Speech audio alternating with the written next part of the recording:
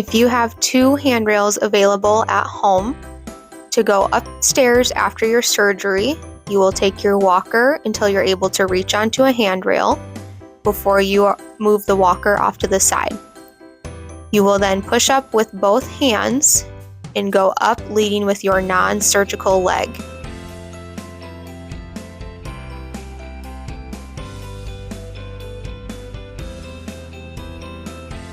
To come back down the stairs with 2 handrails, you want to make sure your feet are close to the edge of the step without having your feet be off the step. You will push down with both hands and lead with your surgical limb coming down.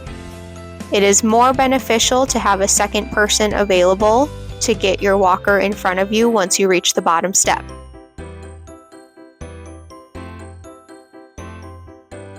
To go up the stairs with only 1 handrail, you want to use your walker until you're able to reach on that handrail.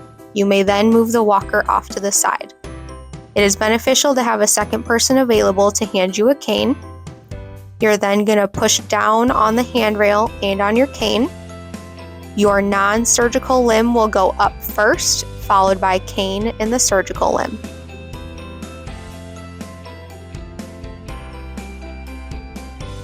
To come back down the stairs, you want to have your feet close to the edge without being over the edge. The cane is going to go down a step first, followed by your surgical limb, and then your non-surgical limb.